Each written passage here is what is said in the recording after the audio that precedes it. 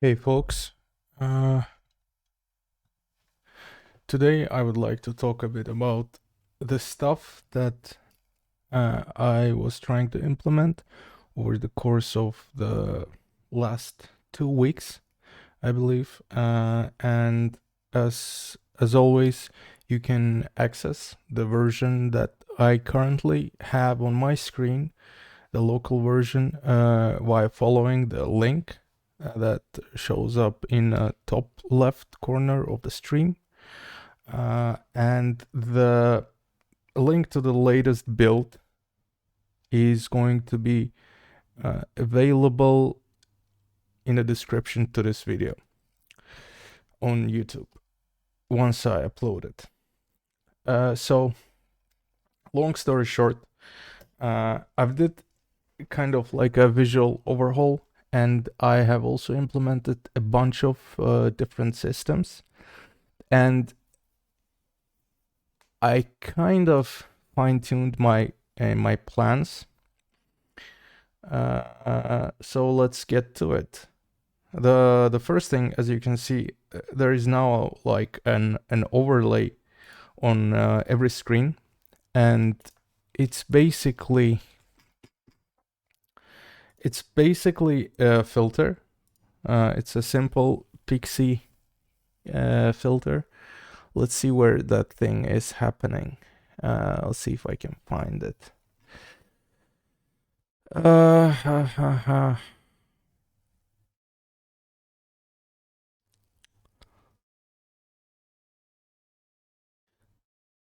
I believe it's in the main abstraction. I think maybe it should be here. Yeah.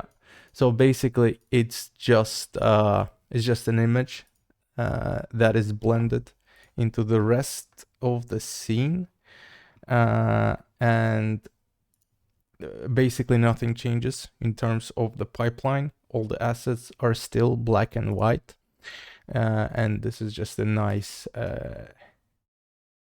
way to combat nasty contrast when you have like whites and blacks on the screen, and this is kind of makes it a bit neater.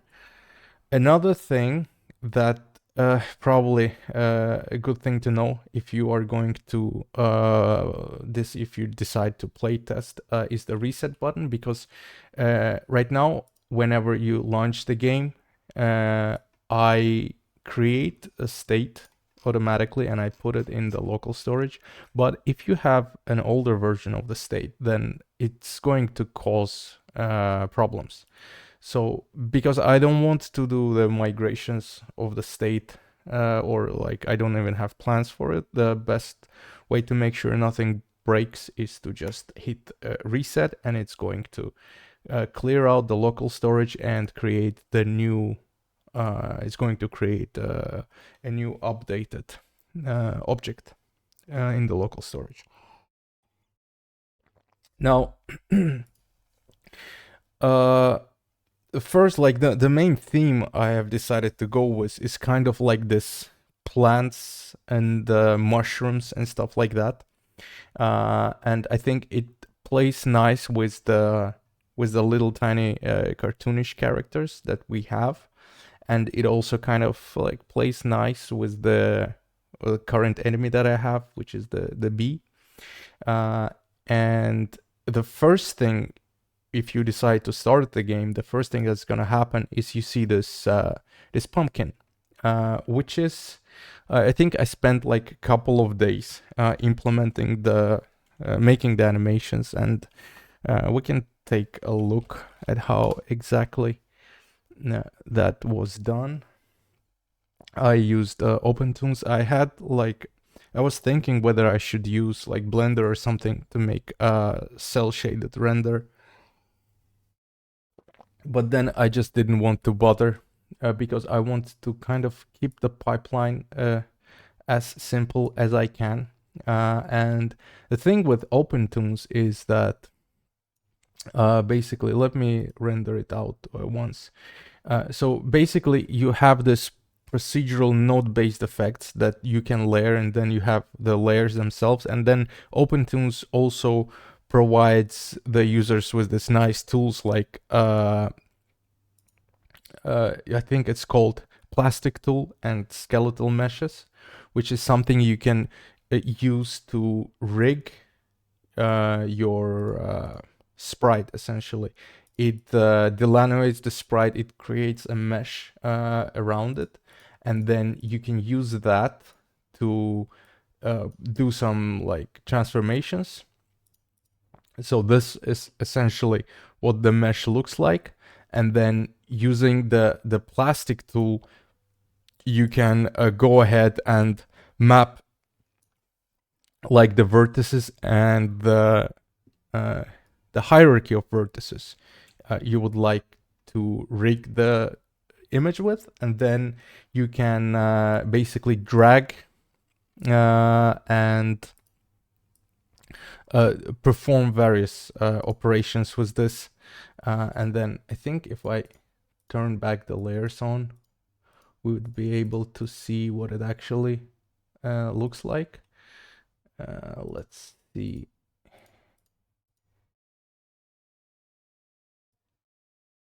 Yeah, exactly. So we have basically we have our skeletal mesh, and then you warp the image with keyframes. And the way I did like this whole process was, first I draw like a mock-up of what I would like to have, and then I create a skeletal mesh on top. Then I do the animations with adding keyframes to the skeletal mesh, and after that I kind of get my outlines in place, and then I run the outlines through Rife, through the AI tool, which generates additional keyframes, the in-betweens, which are kind of costly to make. And after that, I bring the rendered footage back into OpenToonz, and then I kind of like polish it a little bit, I clean it up. And after that, I add like this. This is the way I have decided to make shading. I've added a layer of just lines, and I animate the lines themselves a little bit, so they're like constantly the shifting, and the shift repeats to kind of add to the notion of motion. And after that, I have an additional layer which kind of masks the areas that I would like to keep shaded. And then in the schematics view, I kind of like compose it all, I compose all of the stuff together into the final view, into the final render. And then of course I add like the final pass, which adds this outline to every line that I have. And it is of course to not mix stuff visually with the background. And this is essentially how this thing was created. And then I have two animations. One animation is the animation of moving, the motion, and then another animation is the animation of opening and closing the pumpkin. So that's kind of the pumpkin. The pumpkin is, the way I see it now, is kind of essential.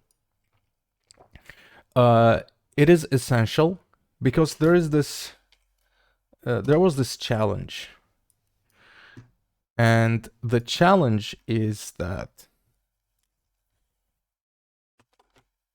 let me get my tools. Okay, so there is this fundamental challenge. You have your screen, right? And then you have your inventory, and this is where your units, you kind of like, they're in your pocket, right? And you use the inventory to kind of modify the battlefield.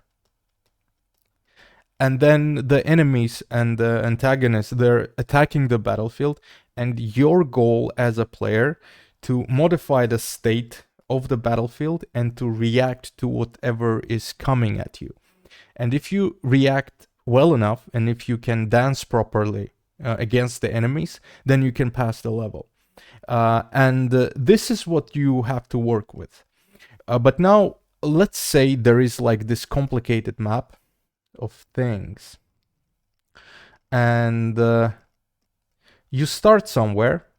And let's say there is also this notion of hubs. Let's say we have some areas in which we can safely place the units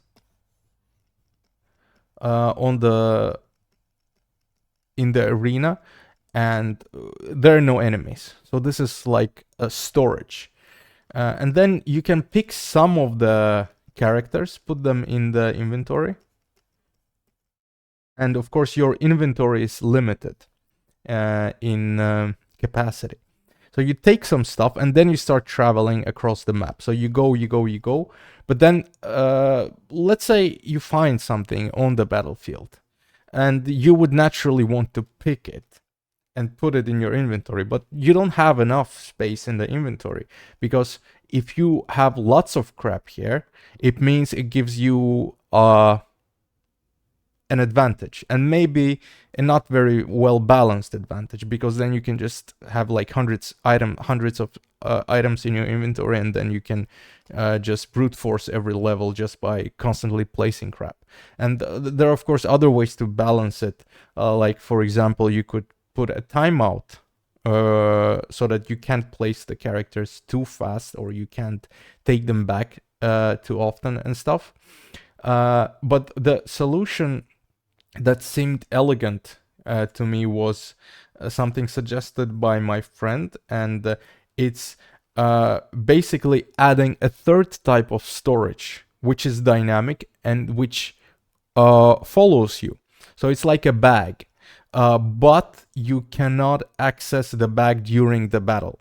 And then we kind of were thinking about it, and it occurred to us that maybe if we have like a mobile base, something on wheels that travels with you, that's where you could like store your stuff.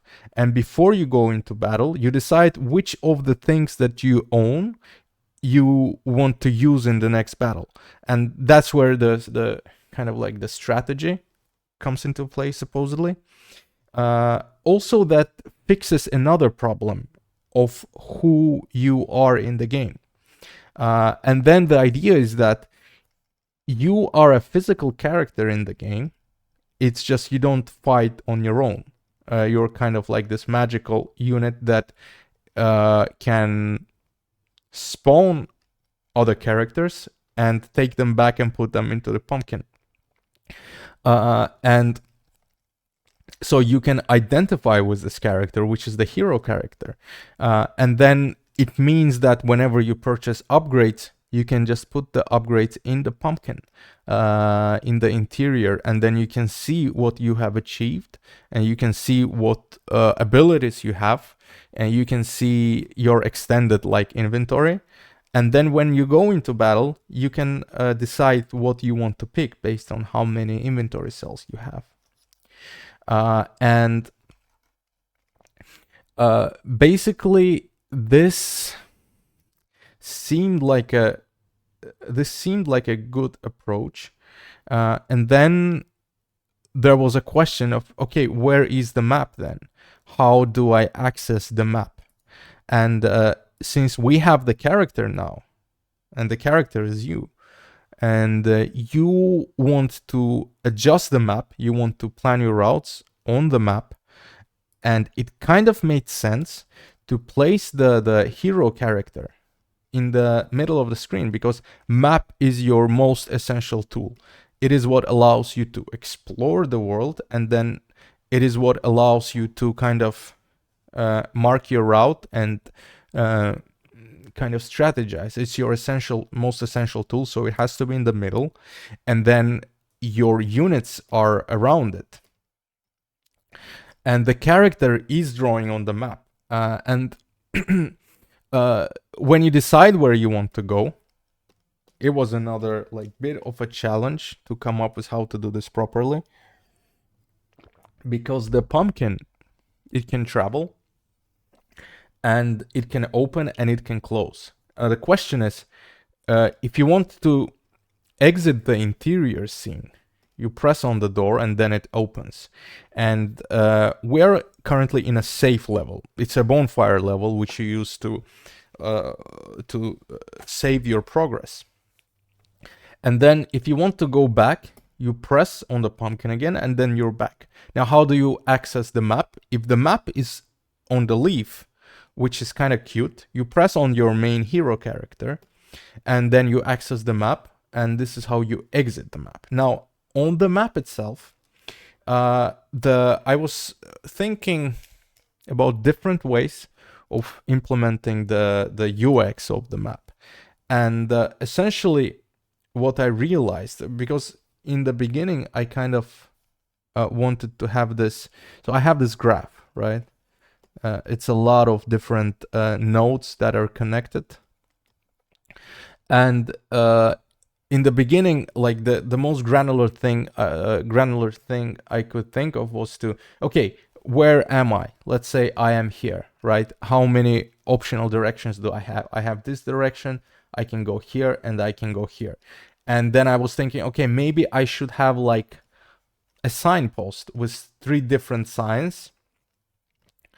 And in each level, I would get the signpost, and then I click on the sign, and it gets me where I want to go. But there were several problems with this. One problem is it sounds good on paper, but when I implemented it, I ended up with weird signs. Because let's say I'm in a position like here, and I can go here, I can go here, and then let's say I can go here, which is a completely valid, it's a valid state on the map. Now, this means that if I have a sign, one of the arrows would just point downwards. Another arrow would point this way, and then another arrow would point this way. And this is just a weird looking signpost. It seems broken, and the problem is that the art style I have chosen does not really work well with this kind of approach. And then I was thinking, okay, maybe I should do the traveling through the map. And then the idea was that, okay, so I have this map, right? And I have all my different kind of routes. And since I kind of am a sucker for symmetry, I said, okay, maybe the way you control the map is through the middle. And then there would be like a compass here. And there would be arrows around the compass. And you would be here, for example. And then each of the arrows represents like the direction, and you press on the arrow and you get transported there. It worked a bit better because it was not visually broken. It still kind of looked ugly though.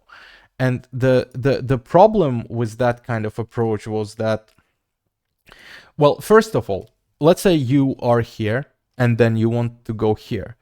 It means that on every level, you would have to stop, look at the map, and evaluate which direction you want to go, which is very tedious. So this approach was scrapped, right? And then I said, okay, so what would I want to be doing most of the time? I don't really care where I am on the map once I have decided where I wanted to go, right? So then the question is, I just want to pick a target where I'm trying to go, and then I don't care.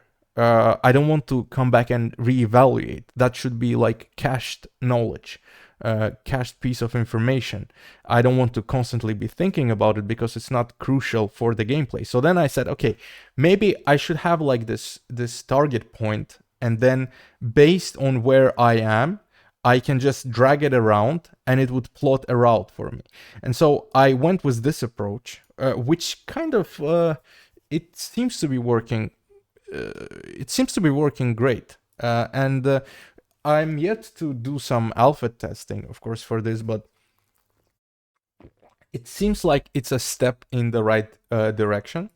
And so basically now, okay, we have unexplored territories, we have unexplored levels, and we also have levels that we have explored, right? And we have defeated all the enemies.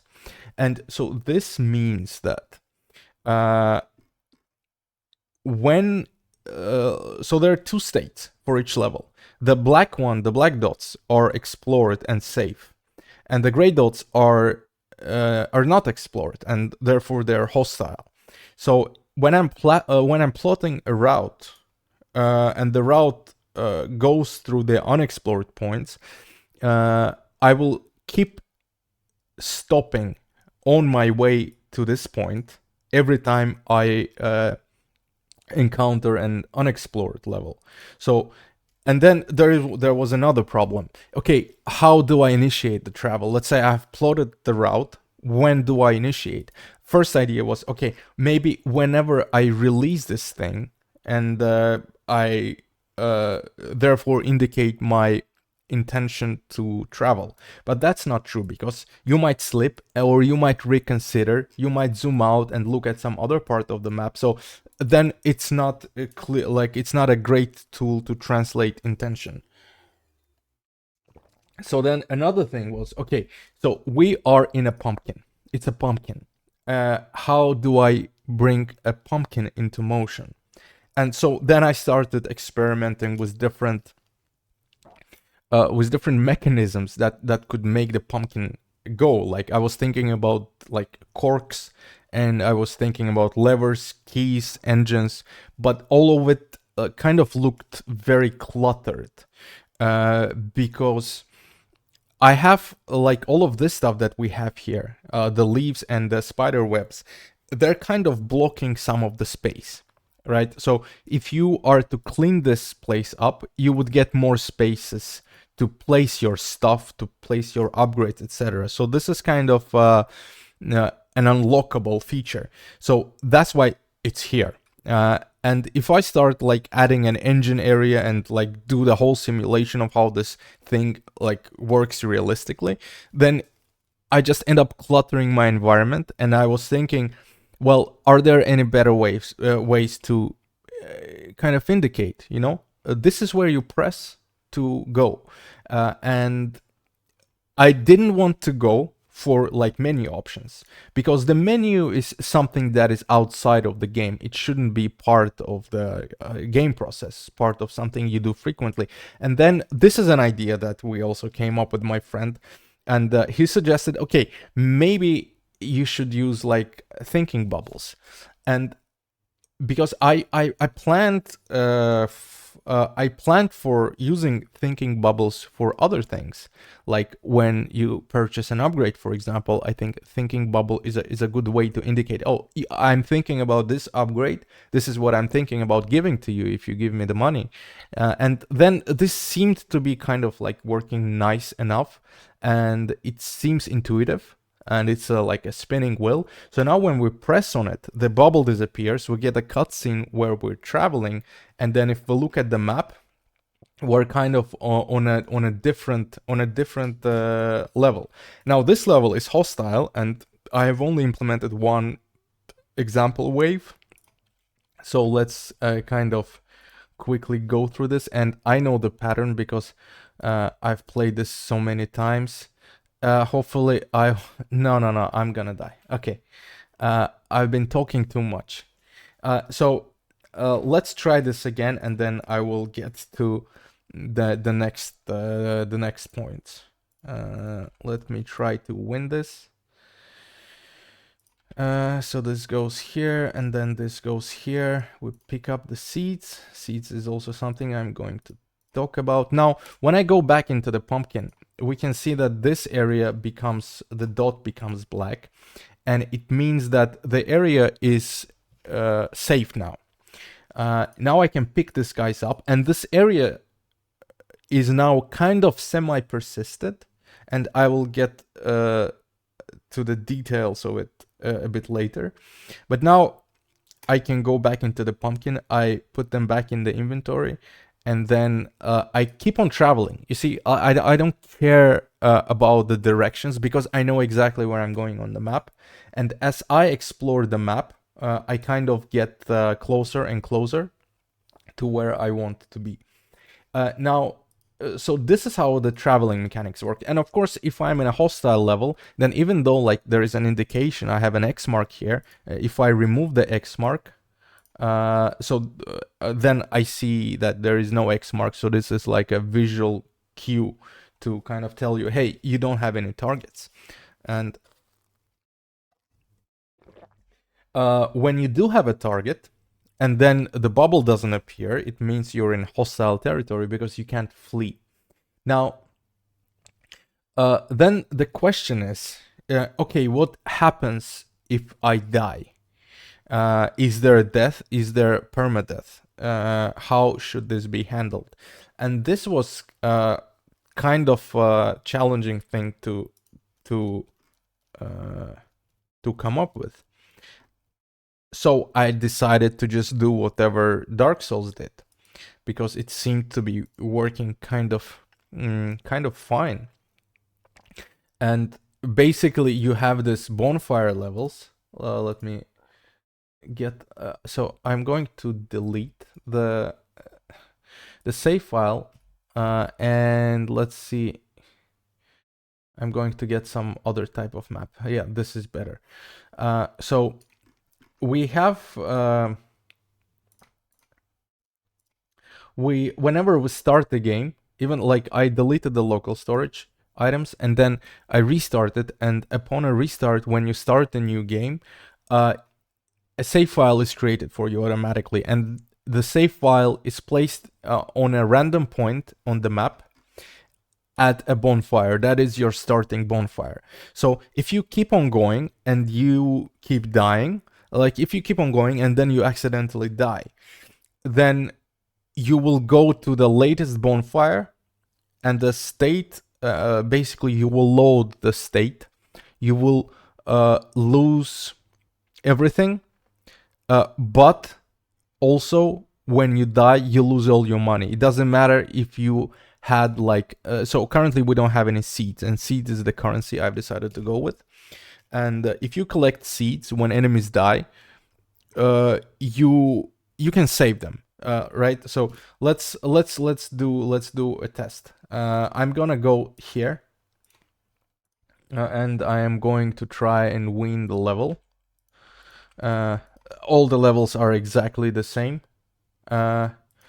because I haven't implemented anything smarter yet.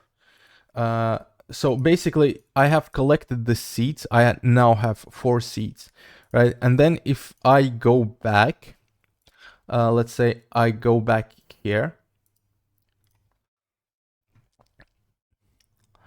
and I can also like store my characters here, as well as inside of the pumpkin, but I think I'll get to it. Okay, so now I'm at the bonfire, and I can light the bonfire, and when I light the bonfire, I update the save state. So now if I reload the game, I'm just, for debugging purposes, I'm starting on the map, but okay, something happened, and I'm not sure what exactly. It's the first time I see this particular error. Maybe it is, let's see. Yeah, I think I broke something accidentally. Let's see. Well, this is painful, of course, but it's part of the process. Let's see if I can. I'll have to find the issue and fix it, obviously. Let's say I am going and getting some. Let's see if we can even reproduce it. That would be fun. Let's say I am getting some seeds, and then I try not to die too much. Oh no, I am going to die. Okay, so I now I had 3 seeds, but then I restarted at the initial save. Well, let's go again, and when I restarted, the target is still intact, so which means I don't need to lose the time needed to go and set the target back. So the target is something that is overwritten over your previous save. And the money is also something that is overwritten. So overwritten. Let's me try to shut up and win this level. So I can illustrate. Yeah, I think we're good. So let me collect these seeds. I have collected 4 seeds and I have 3 characters. Hopefully it doesn't crash this time. Let's see. Let me go back to the bonfire. And now I can save, right? And then let's see what happens if I refresh and go back. Yeah, okay. It was weird. It worked this time. But essentially, after I reload, I still have 4 seeds and I have 3 characters because one of them died. Now, if I go back, like if I go somewhere and I die, let's see what happens. Like static state tile. Huh. This is annoying. I think something is wrong with the serialization. This is very annoying. State tiles. Let's see if I go in the opposite direction. I wonder if it crashes. Let's see. Okay, so now I am going to die. Oh no, no, this won't work. This is stupid because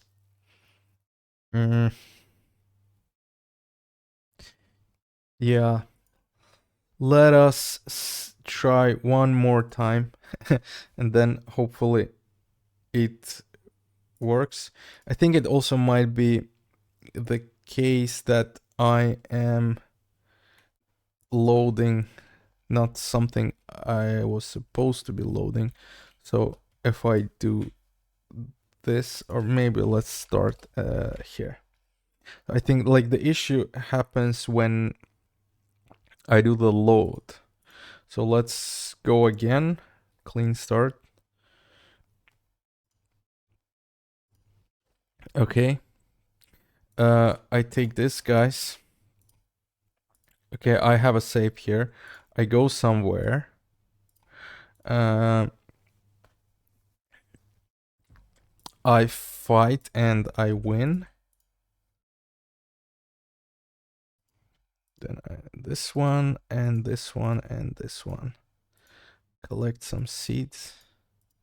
Okay, 4 seeds, 4 characters. Let's go back to where I started. I travel to the bonfire and I save here.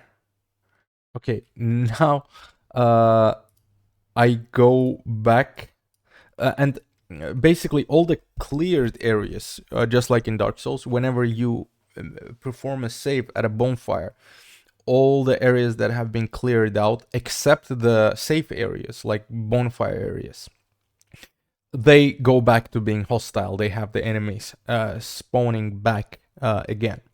So that's what I'm gonna do. I'm gonna go and try to purposefully die. So let's say I put one guy here, and I have 4 seeds, and I had 4 characters. Now I have died, and the seeds have been reset to 0. And I still have 4 characters, even though one of them died, I think. And this is because the level has been loaded from the save file. And after that, my money has been reset. And that is a punishment for dying, which kind of incentivizes you to spend your money that you earn during your runs. And I'm also thinking that maybe if you decide to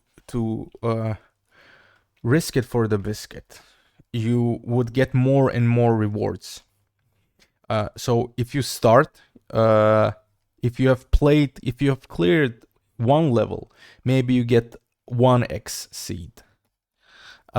If you have cleared 5 levels, maybe you get 2x as many seeds. If you save, your modifier goes back to 1, essentially. So the longer you play without saving, the more... Maybe that doesn't make sense. I don't really know. I need to kind of play test this probably, but yeah, there is potential exploration opportunities. Yeah, so basically that's how the save mechanics works. That's how the traveling mechanics work.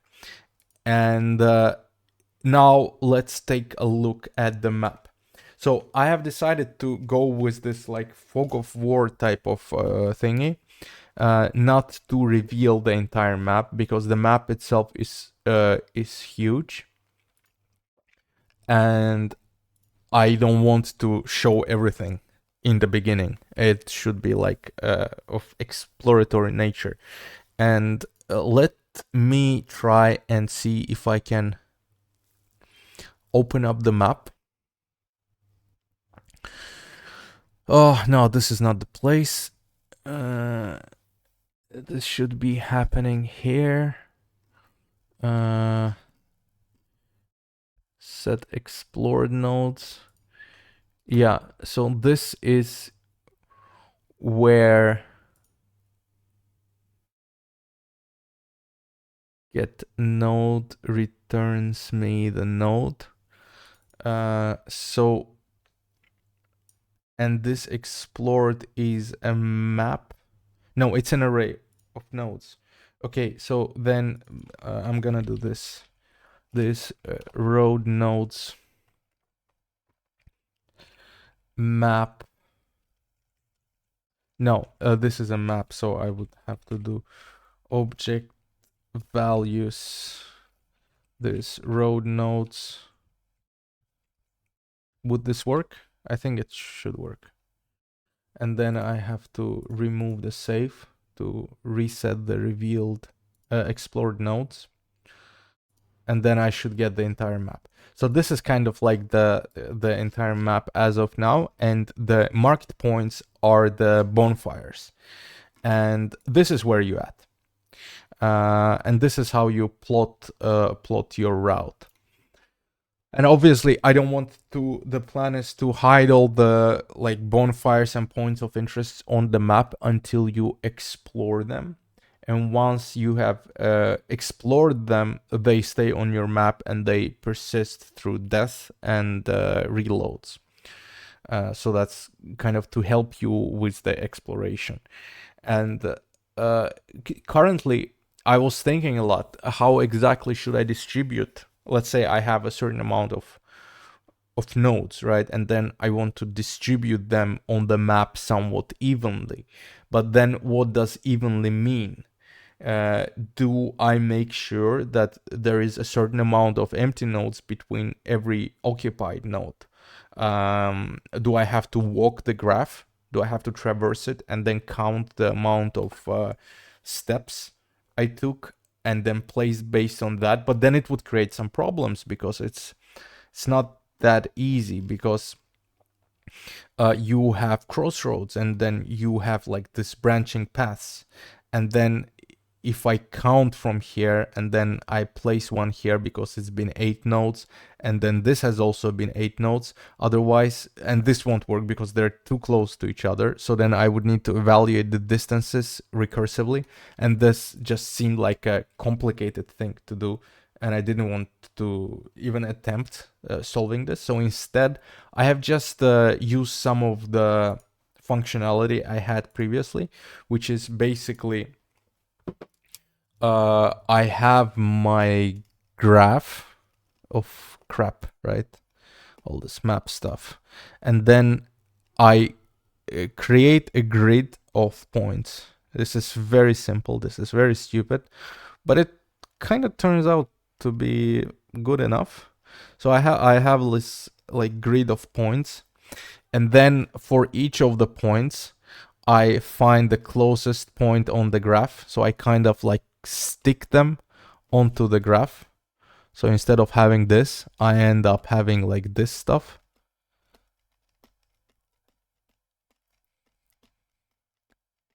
And so this way I get like a uniform sampling of the graph nodes. And then I just remove the points that are too close to each other. And I think it should be easy to illustrate. Let's see. Set revealed nodes. Get revealed. Where do I implement the, yeah, so they are here. Okay, let's see if it's easy enough to show. Merge vertices by distance. Points warped, and then I take the points. Maybe if I do this, it should be enough. I need to delete the seed and everything.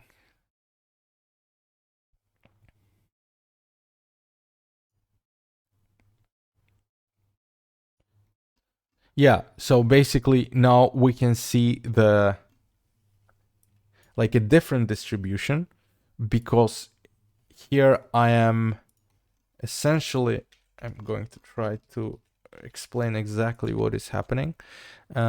Basically, this is the grid of different points, right?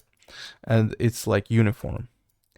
And the inner points, they have more variation in terms of which nodes are closest to them. But for this point, and this point, and this point, the closest nodes might be the same nodes, right? So they end up mapping to the same spots, or spots that are very close together. So we get this stuff like on the edges of the map, like here, because there is just way too many dots and they're mapping roughly to the same area. So that's where like I do the merge to kind of get rid of this nasty mapping on the edges, especially in the corners. And so basically there is a generation, then there is finding the closest nodes, then there is warping and merging. And that's how the bonfire distribution works. Okay, so that's the destination. That's the bonfire distribution.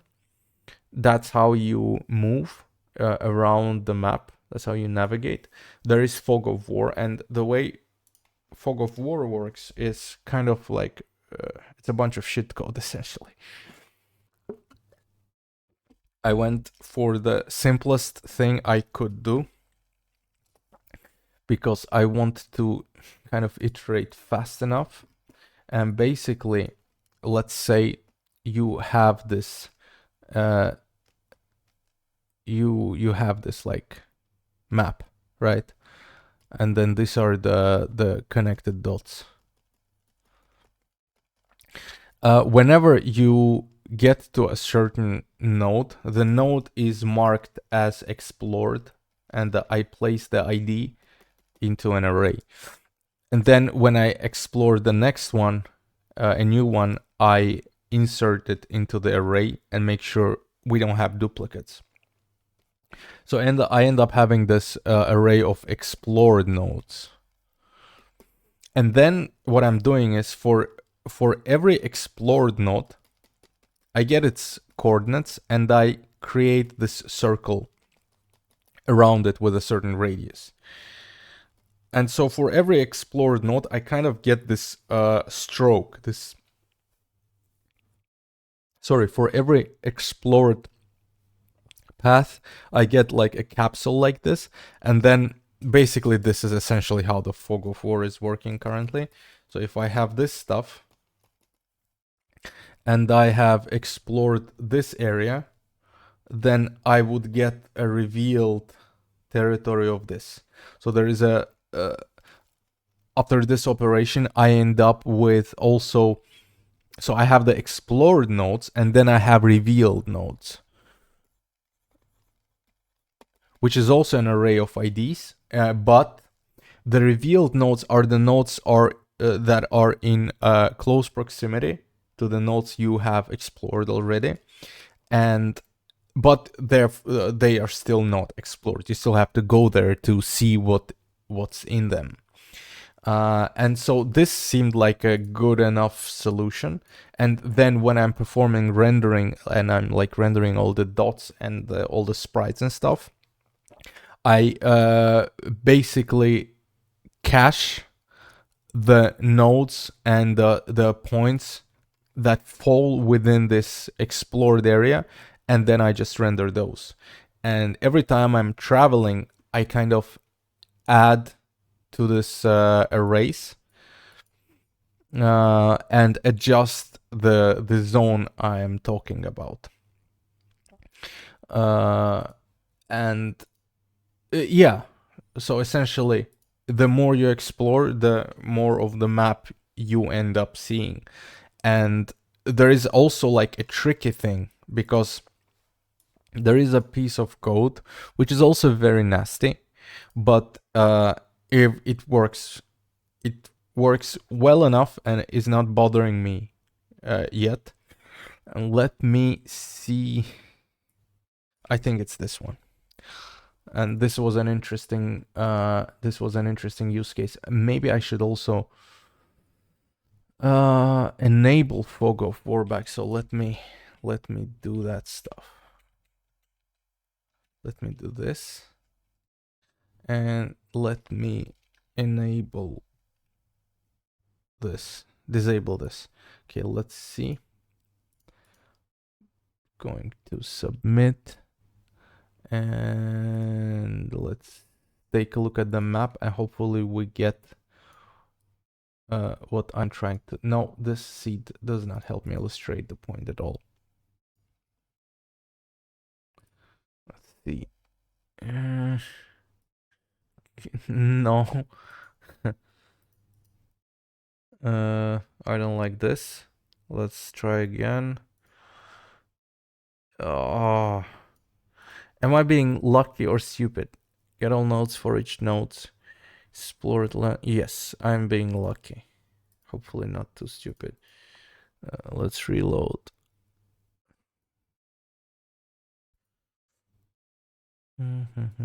Yes, perfect. So basically, if I just eliminate some points out of the fog of war, I end up having this thing.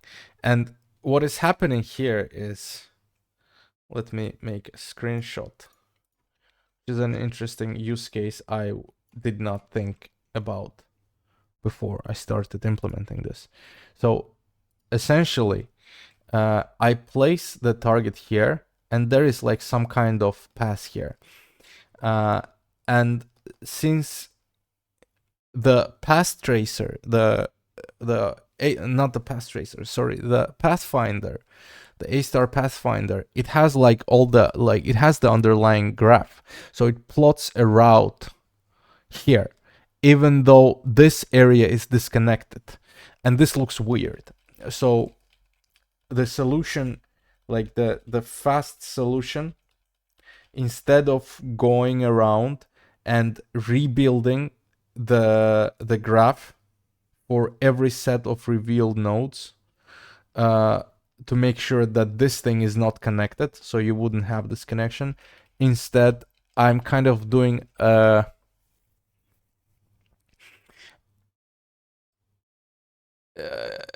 well, I'm kind of doing the same thing, but from the opposite direction.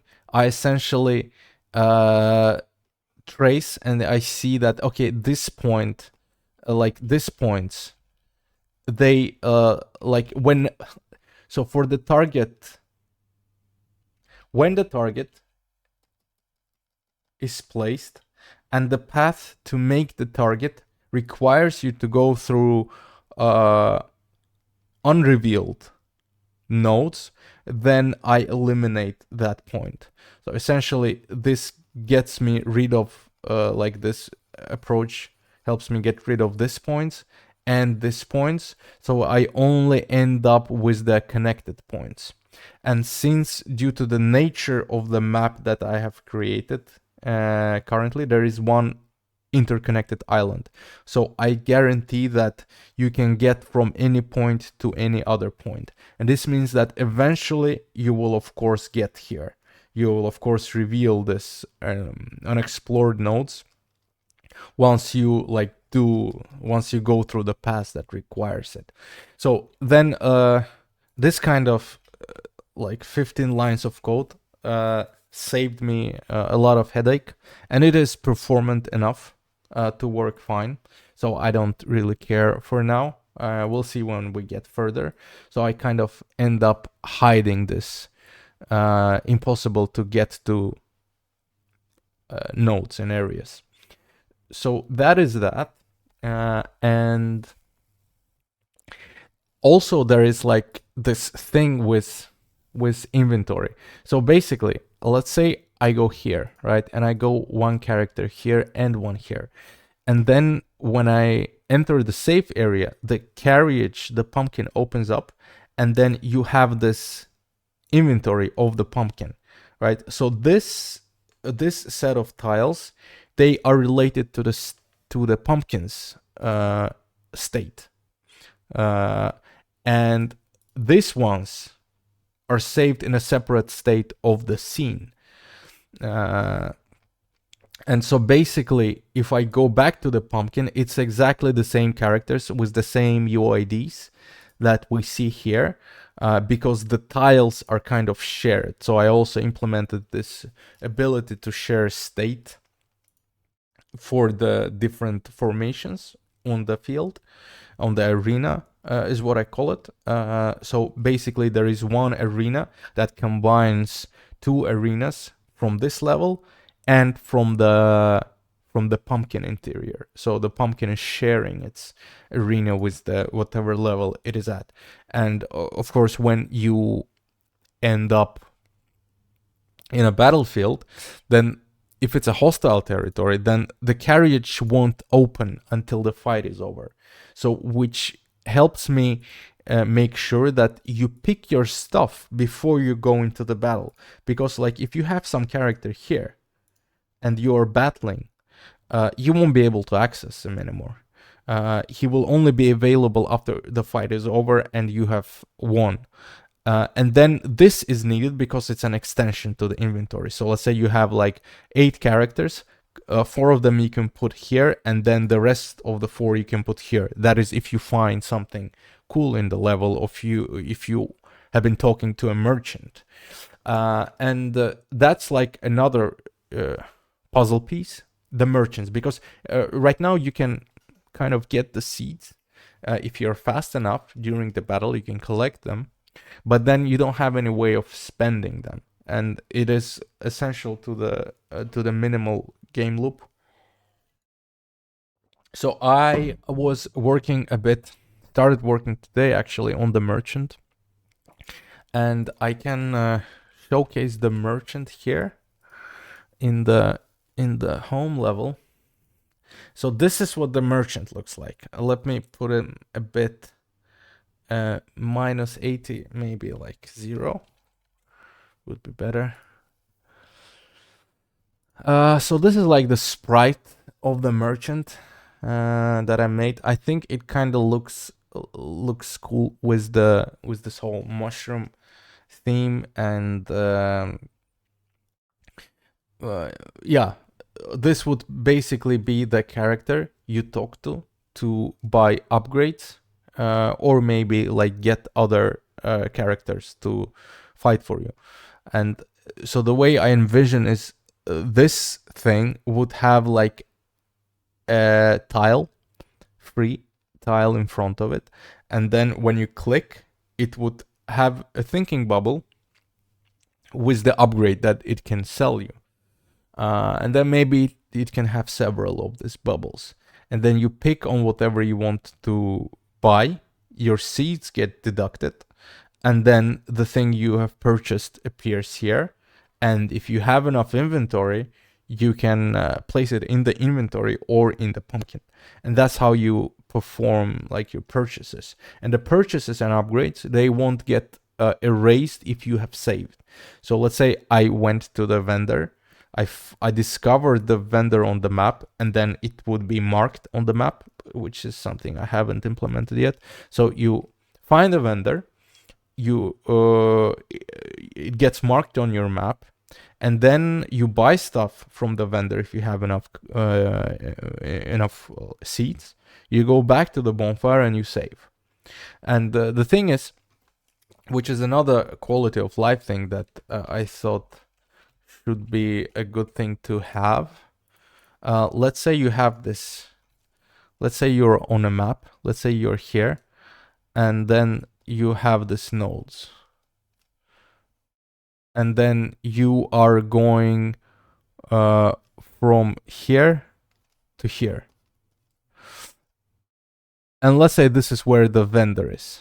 Let's say this is where the vendor is, the point of interest. And then in order to get there, you have to clear out the levels. So this is your bonfire level. It's clear. So you clear out these levels, right? And then you get to the vendor, which is always green, also clear it out. Now, you do this by fighting through every level. And when you have done your business at the vendor and you decide to go back, so you place your target here, right? You place your target here. Now, if you press travel, it will go through all of the cleared out locations at once. And I think it kind of makes sense, because if you want to go to a particular level where you might have left some item because it's safe, then you will skip these levels and go straight here. So I think it kind of makes sense to make it work like that, to remove redundant traveling and like button clicking. And so then you would, after you've made your purchase at the vendor, you go back straight to the bonfire, you fast travel, and then you can save. And now you're safe. Essentially, you have used your money, and if you die next time, you're still winning, kind of, right? So that's the vendor stuff, and that's the vendor logic. And there is a big thing about the battle itself, because it's the most crucial part of the game. And I have some ideas about how exactly the battles should be implemented, and how the boss battles should be designed. I have some speculations, but I guess that's what I will be working on in the coming days, and then I will try to get to a level where I have a playable, like minimal set, like maybe a couple of enemy waves, very small map, and maybe one boss. So like the progression, so then I can map the abilities or the things you learn along the way to the boss battle, because it would be really great to have the boss that can be defeated like with different strategies in mind, depending on your playstyle. So that's a very difficult challenge. I don't even know if I will be able to make it properly, but I guess we'll see where that path leads. Yeah. So that's that, and hopefully I make some more progress in the next video. Thank you guys for watching on Twitch, and big thank you to everyone who is watching on YouTube, and I will see you folks next time.